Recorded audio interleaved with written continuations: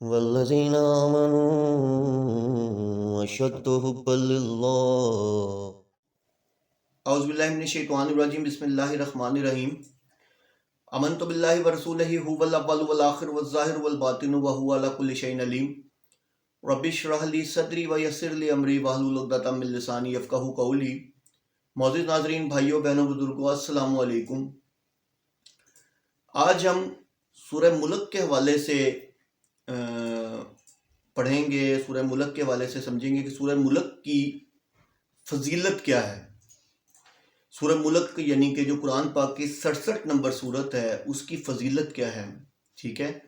تو کیونکہ ہر سورہ اپنی فضیلت کے حساب سے منفرد ہے، تو سورہ ملک کی جو فضیلت ہے وہ کیا ہے، تو اس کو ہم پہلے تو ہم اس کے اندر آپ کو اس اعتبار سے دیکھیں گے کہ سورہ ملک کے اندر سب سے جو ہمیں سٹارٹ میں ایک چیز پتہ چلتی ہے وہ کیا ہے، وہ یہ ہے کہ ہمیں جینے کا مقصد پتہ چلتا ہے کہ ہم نے اس دنیا میں آئے کیوں ہیں، اس دنیا میں ہمیں رہنا کیوں ہے، اس دنیا میں ہمیں کرنا کیا ہے، اور پھر موت اور زندگی کو بنایا کیوں گیا۔ اللہ تعالیٰ سورہ ملک میں فرماتے ہیں الذی خلق الموت والحیات لیبلوکم ایکم احسن عملا۔ اسی نے بنائے موت اور زندگی تاکہ وہ تم کو آزمائے تم میں سے کون ہے اچھا عمل میں۔ بات سمجھ آئی آپ کو کہ سب سے پہلے تو ہمیں سورت سے یہ چیز سمجھ آ گئی کہ ہمارا اس دنیا میں آنے کا مقصد کیا ہے، ہمیں اللہ عز و جل نے اس دنیا میں کیوں بھیجا ہے، موت اور زندگی کیوں بنائی ہے، تاکہ اللہ عز و جل جان سکیں ہم میں سے کون اچھا ہے عمل میں، ٹھیک ہے۔ تو پہلے تو ہمیں سورہ ملک کی جو دوسری آیت ہے اس میں ہمیں زندگی کا مقصد پتہ چل گیا۔ اب آ جاتے ہیں اللہ کے رسول صلی اللہ علیہ وسلم سورہ ملک کے حوالے سے جو ہمیں اللہ کے رسول صلی اللہ علیہ وسلم نے جو ہمیں گائیڈنس دی ہے وہ کیا ہے۔ حدیث ہے جس میں ایک صحابی بیان کرتے ہیں کہ اللہ کے رسول صلی اللہ علیہ وسلم 2 سورتیں پڑھے بغیر کبھی نہیں سوئے، یعنی کہ 2 سورتیں جب تک نہیں پڑھ لیتے تھے تب تک نہیں سوئے۔ کون سی؟ سورہ سجدہ اور سورہ ملک۔ اب آپ دیکھیں بندہ سوچتا ہے کہ یار سورہ سجدہ کہاں 32 نمبر اور سورہ ملک 67 نمبر۔ اسی طرح ایک اور حدیث ہے جس میں ہے کہ سورہ بنی اسرائیل اور سورہ زمر۔ اب بندہ کہتا ہے کہ کہاں سورہ بنی اسرائیل، کہاں سورہ زمر۔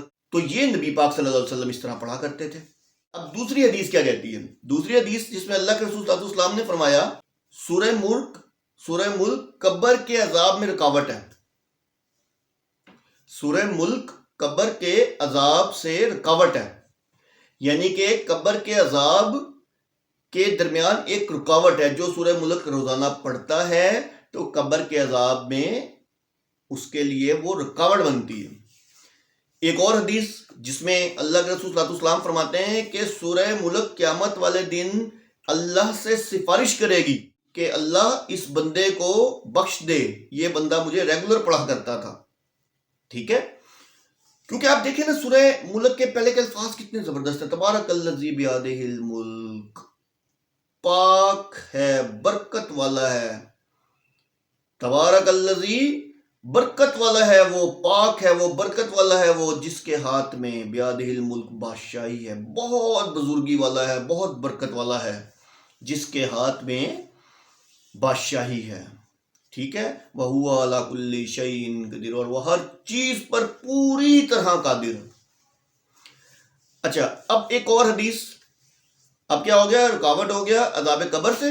دوسرا کیا ہو گیا؟ سفارش کرے گی۔ تیسرا اللہ کے رسول صلی اللہ علیہ وسلم فرماتے ہیں کہ سفارش کرے گی اور سفارش کرنے کے بعد جنت میں داخل کروائے گی۔ آپ فضیلت دیکھ لیں، سورہ ملک کی فضیلت دیکھ لیں کہ نمبر 1 کیا؟ عذاب قبر سے رکاوٹ ہو گئی۔ نمبر 2 کیا؟ سفارش کرے گی۔ نمبر 3 سفارش کے ساتھ ساتھ جنت میں داخل بھی کروائے گی۔ تو یہ آپ اس سے دیکھیں کہ سورہ ملک کی کیا فضیلت ہے۔ اللہ تعالیٰ نے سورہ ملک، یعنی کہ اگر آپ روزانہ پڑھتے ہیں تو سورہ ملک کی فضیلت کیا ہے، تو سورہ ملک کو روزانہ اس کو پڑھیں، آپ لازمی پڑھیں سورہ ملک کو روزانہ۔ وآخر دعوانا الحمدللہ رب العالمین۔